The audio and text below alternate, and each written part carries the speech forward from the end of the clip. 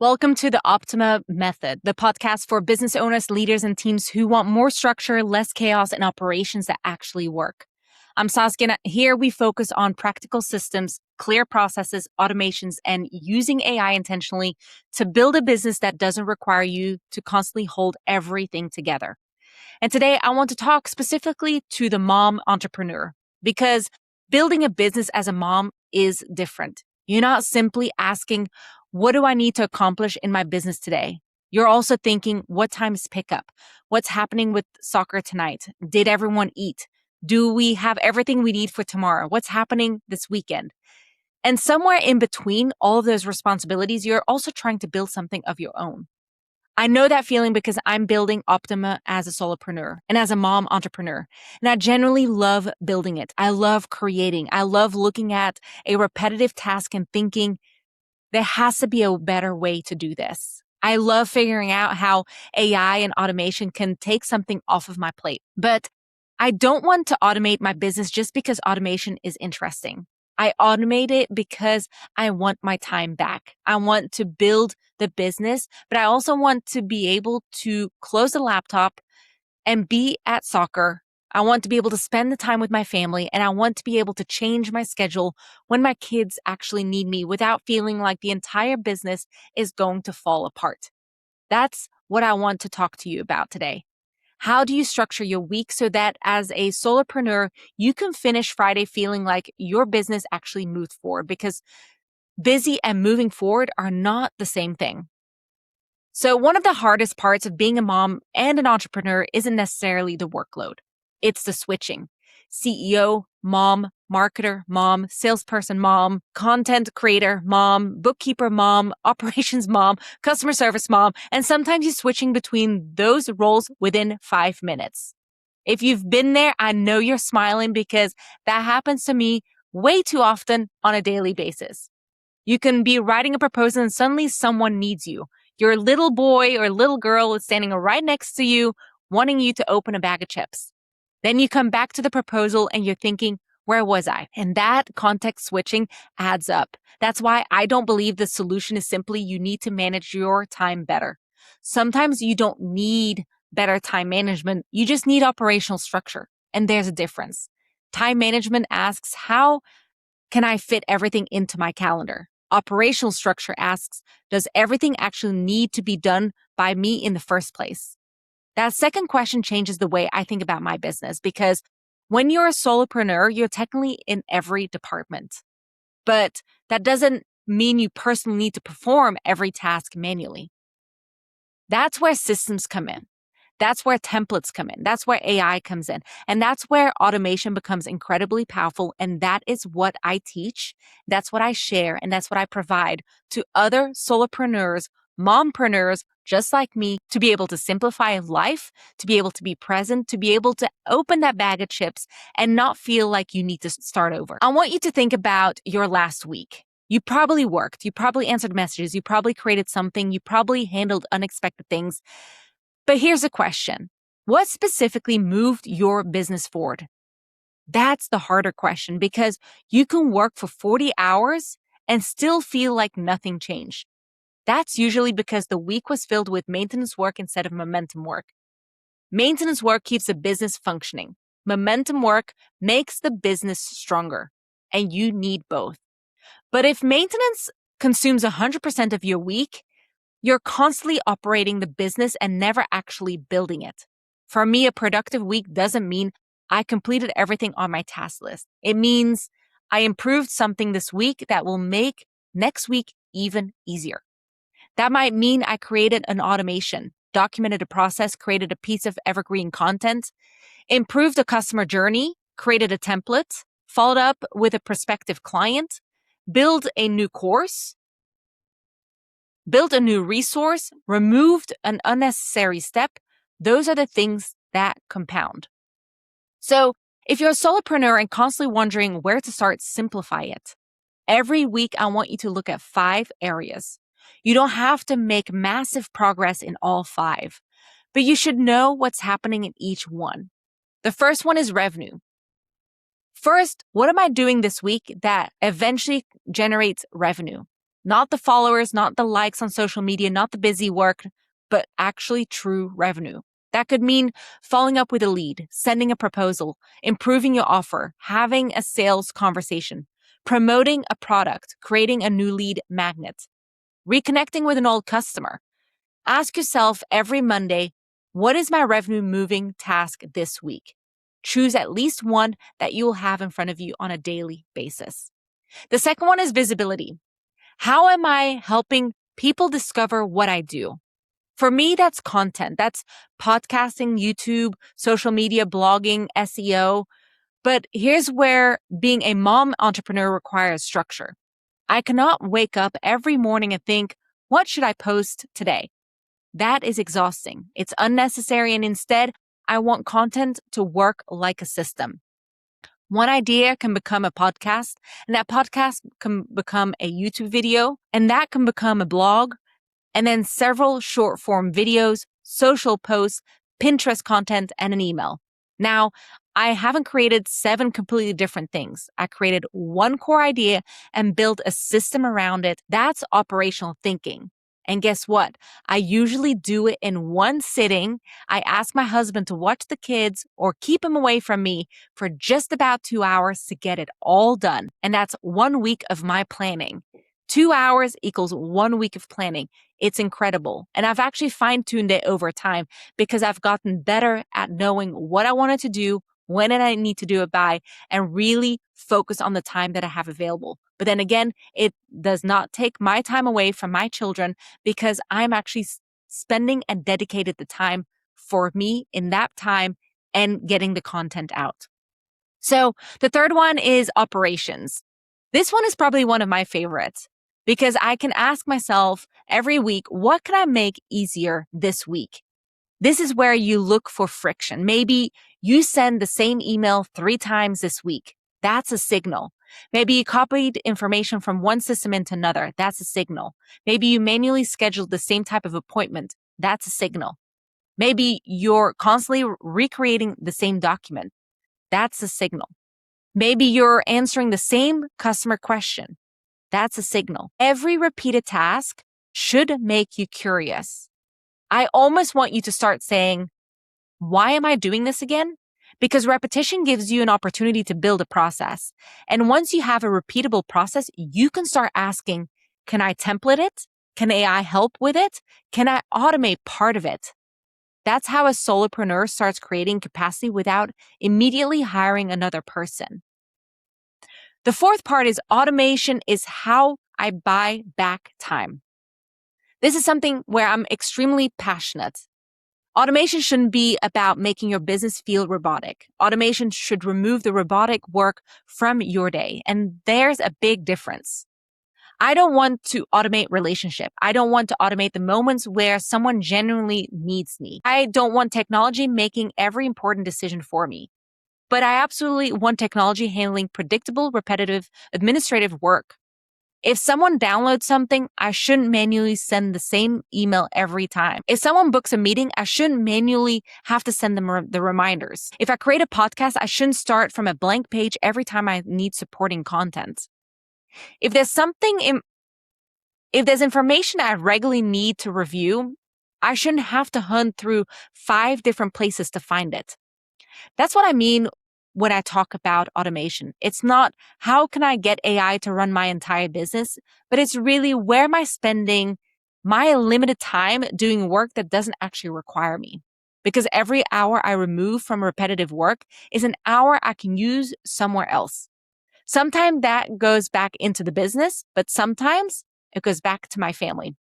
And that really matters. And that makes a big difference to me. The next part is really thinking about building something once. I want you to think about every week, is there something that I can build once and reuse over and over and over again? This is huge for solopreneurs. This includes templates, checklists, SOPs, email responses, AI prompts, automation, workflows, intake forms, dashboards, client onboarding. Think about how much time we waste recreating things we've already done before. If you've done something twice, start asking whether it needs a template. If you've done it 3 times, you probably need a process. If you've done it every week, you should seriously investigate whether part of it can be automated. That's how you slowly build infrastructure underneath your business. And another area to focus on is you. It's one area that entrepreneurs tend to forget. You. Not your business, but you. Because you can create the greatest operational system in the world. But if you've designed a business that requires you constantly, that sacrifices your personal life. Something is wrong with your system, and that's what you need to look at. Look at your calendar. Where is your family time? Where is your personal time? Where are the things that matter to you? And here's something I think is important. Don't schedule your life around whatever time the business leaves behind. Start putting the important personal commitments on your calendar first. Then structure the business around reality, because that's reality for a mom entrepreneur. There are practices, there's games, there's kids' appointments, there's school schedules, there's school functions, family events, and life doesn't stop because we decided to start a business. Your operational model needs to account for that. So, what does my ideal week look like? Here's a simple structure you can try. Not because every day will go perfectly. It won't. There will be ups and downs, there will be bumps in the road, but those are the things that you need to be aware of and just be flexible for. Structure gives you something to return to when things change. So Mondays are my priorities. Monday isn't about trying to accomplish the 47 things on my list. I choose my top 3 and ask myself what absolutely needs to move forward this week.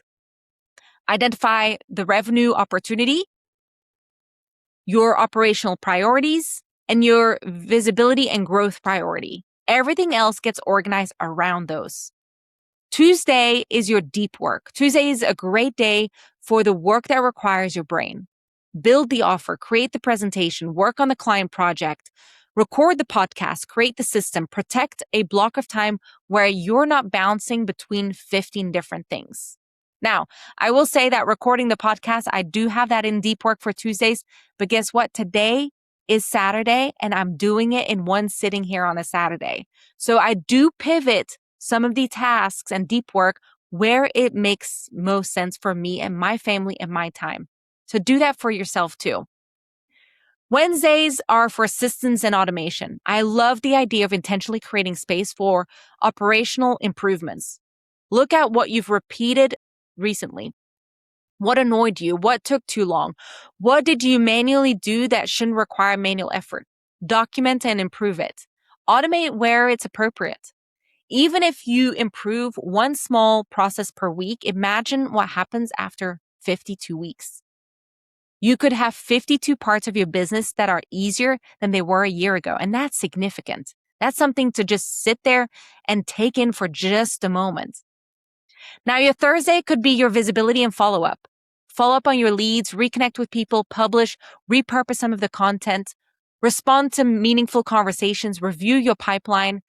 You don't need to constantly sell, but people need to know you exist and understand how you can help them. So a couple of things here on the publishing and repurposing content. Again, what I do is I do it in one sitting. I actually repurpose my content and do it in one sitting. I actually look at the content and plan and schedule it for the week. And sometimes I even do it weeks at a time, knowing where my personal commitment will interfere with my business. And then Friday is the CEO reset. I love CEO reset. This has become incredibly important to me. Friday is reset. Look at what happened. What did I accomplish? What didn't happen? What took longer than expected? What truly frustrated me? And what did I repeat? What needs to move to next week? And what can I actually remove from my tasks? And then one of my favorite questions becomes, what happens this week that I never want to do manually again? And write it down. That's your automation list. Then look at next week's calendar. Look at your family commitment first, business priorities next, and block your deep work time. Then stop, close your laptop, and go be present for the weekend. Your business should eventually require less of you, and this is the bigger vision behind all of this. As entrepreneurs, sometimes we wear exhaustion like proof that the business matters. I've been working nonstop. I haven't taken a day off. I was working until midnight last night. Don't worry, I've done it too. And there are seasons where you have to push, but that should not become the norm or part of the operating model. If your business grows and every bit of growth creates more manual work for you, eventually that becomes a bottleneck. It becomes exhausting and overwhelming. And then what your passion was and why you started the business doesn't become your passion anymore. And it actually becomes depressing, which is very sad to say out loud. And that's why I want to build the automation now. And that's why I am documenting things right now. Even as a solopreneur, I look at it, I create the templates, I create the processes because I'm not simply trying to operate today's business. I'm building the infrastructure for the business I want later. And as a mom, that future matters even more. My kids are growing. There are only so many soccer games. There's only so many more pickups. There's only so many random conversations in the car. Only so many ordinary evenings where everyone is home. I don't want to build a successful business and realize that the cost was missing the life I was supposed to be building the business to support. That's why I always come back to this. Structure creates freedom. So this week, don't try to fix your entire business. I want you to answer 5 questions and take that away as part of what you need to look forward to. Number 1 is revenue. What is one thing I would do that could move revenue forward? 2 is visibility. How will I make sure the right people know what I do? 3 is operations. What is one frustrating or repetitive process I can improve? 4, infrastructure. What can I create once so I don't have to recreate it next time? And 5, the most important one is personal. What am I protecting on my calendar for myself or my family? That's it. 5 areas. You don't need 50 priorities. You need a few intentional priorities that actually move the business forward. And here's something you can do right away. Open up the Optima AI Business Advisor and tell it I'm a solopreneur and I need to plan my upcoming week. Help me identify one revenue priority, one visibility priority, one operational improvement, and one task I can automate, and one personal commitment I need to protect. Ask me questions before recommending my weekly priorities. Then work through it. You don't have to sit there and stare at a blank planner without wondering where to begin. Use the AI tools that I have made available to help you think. Use it as your advisor. Help expedite those priorities. Use automation to remove the repetition. Use the systems and the templates that I've created to create that consistency. And use a structure to protect the time you're working so hard to create. Again, I've built my business to help you simplify your life, be able to expedite your work, to be able to spend more time with your family and away from all the manual work you're doing today. Now, if this episode gave you clarity and helped you think differently about your operations, you'll find links in the show notes to the Optima resources, templates, tools, and the Optima AI Business Advisor designed to help you put structure in place without the overwhelm.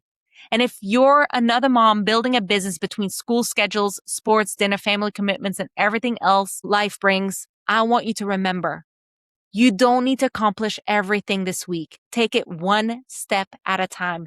You need to make sure the right things move forward. Build one process, automate one repetitive task, move one revenue opportunity forward, protect one important block of family time, and then do it again next week. That's how you build a business. Not through one perfect week, through small systems that compound over time. And if this episode resonated with you, share it with another mom entrepreneur who's trying to build her business without letting it consume her life and where she's trying to keep her head above water. Because the goal isn't to build a business that keeps you busy. The goal is to build a business that gives you options. Create it, optimize it, operationalize it, and remember, structure creates freedom.